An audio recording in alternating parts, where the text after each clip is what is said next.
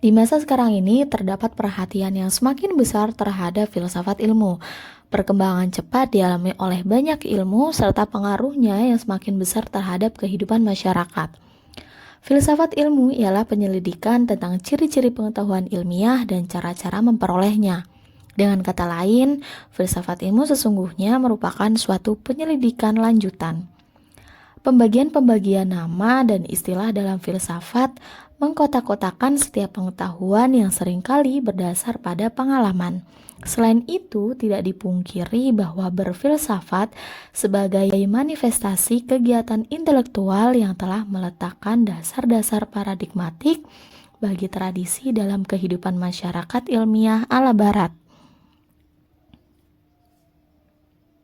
Sejalan dengan ajaran filsafat Auguste Comte yang dikenal sebagai bapak sosiologi, logiko-positivisme yang juga digagas oleh dirinya merupakan model epistemologi yang di dalamnya terdapat langkah-langkah progresi menempuh jalan melalui observasi, eksperimentasi, dan komparasi yang mendapat apresiasi yang berlebih sehingga model ini juga mulai dikembangkan dalam penelitian ilmu sosial.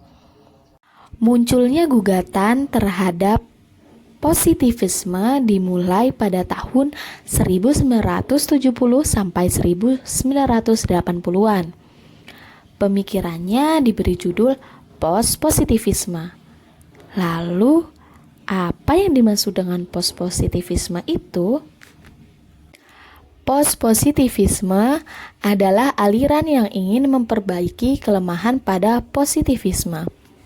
Sependapat post-positivisme dengan positivisme bahwa realitas itu memang nyata, ada sesuai hukum alam.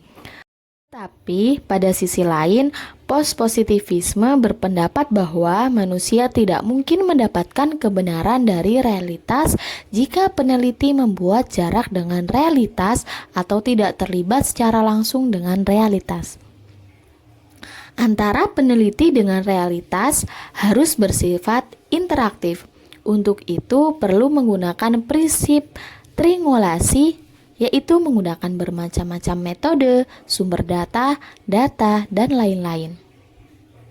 Metode penelitian kualitatif adalah metode penelitian yang berdasarkan pada filsafat post-positivisme.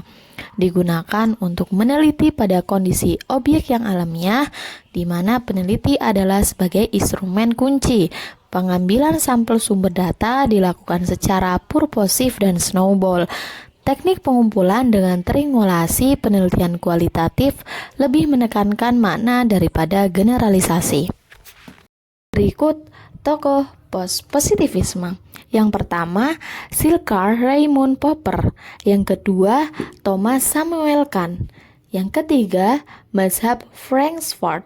Yang keempat, Paul Karl Feyerabend. Dan yang terakhir ada Richard Rorty.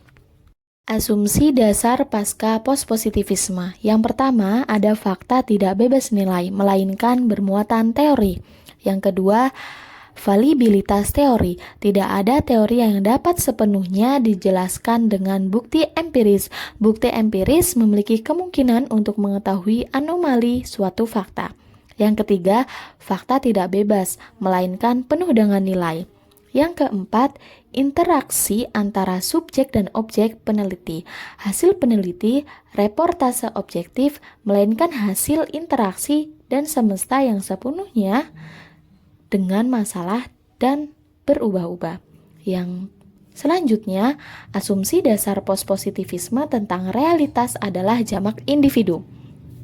Hal ini berarti bahwa realitas atau perilaku manusia itu tidak tunggal, melainkan hanya dapat menjelaskan dirinya sendiri menurut unit tindakan yang bersangkutan. Fokus kajian post-positivisme adalah tindakan-tindakan manusia sebagai ekspresi dari sebuah keputusan. Selanjutnya, menurut Guba, sistem keyakinan dasar pada peneliti post-positivisme adalah sebagai berikut. Asumsi ontologi. Kritika realis. Reality exists but can never be fully apprehended. It is driven by natural laws that can be only incompletely understood, yang artinya realis kritis. Artinya realitas itu memang ada, tetapi tidak akan pernah dapat dipahami sepenuhnya. Realitas diatur oleh hukum-hukum alam yang tidak dipahami secara sempurna. Yang kedua, asumsi epistemologi. Modified objectivity. Objectivity remain a regulatory ideal, but it can only be approximate with special emphasis placed on external gradients such as the critical tradition and critical community. Yang artinya objektivis modifikasi, artinya objektivitas tetap merupakan pengaturan atau regulator yang ideal. Namun objektivitas hanya dapat diperkirakan dengan menekankan khususnya pada penjaga eksternal seperti tradisi dan komunikasi yang kritis. Yang ketiga, asumsi metodologi. Modified experimental or manipulative. Emphasize critical multiplism, redress imbalance by doing inquiry in more natural setting, depending more on graded theory and reintroducing discovery into the inquiry process. Yang artinya eksperimental atau manipulatif yang dimodifikasi, maksudnya menekankan sifat ganda yang kritis, memperbaiki ketidakseimbangan dengan melakukan penelitian dalam latar yang alamiah, yang lebih banyak menggunakan metode-metode kualitatif, lebih tergantung pada teori grounded atau grounded theory, dan memperlihatkan upaya atau reintroducing penemuan dalam proses penelitian. Dan kali ini saya mengambil studi kasus yang berjudul Pemanfaatan Cyber Government Public Relation berbasis aplikasi online, yaitu aplikasi Sapa Warga di Desa Lewinutuk, Kabupaten Bogor. Penelitian ini telah berperan dalam memberikan informasi serta berbagai wadah aspirasi dan pelayanan politik secara digital. Akses informasi terbuka dari pemerintah seperti ini dapat menciptakan transparansi politik dan administrasi serta menghemat waktu, biaya, atau sumber daya alam. Lalu, untuk asumsi epistemologinya, dalam penelitian ini mengambil subjek yaitu warga desa Lewinutuk, Kecamatan Citerep, Kabupaten Bogor, yang dilakukan pada bulan Oktober 2019 sampai September 2020. Objeknya sendiri yaitu pemanfaatan cyber government public relation berbasis aplikasi online, yaitu aplikasi Sapa Warga. Asumsi metodologi pada penelitian ini yaitu menggunakan analisis yang berdasarkan Miles dan Habermas, yaitu yang meliputi pengumpulan data, reduksi data, penyajian data, dan penarikan kesimpulan. Yang dapat saya sampaikan, kurang lebihnya mohon maaf. Akhirul kalam. Wassalamualaikum warahmatullahi wabarakatuh.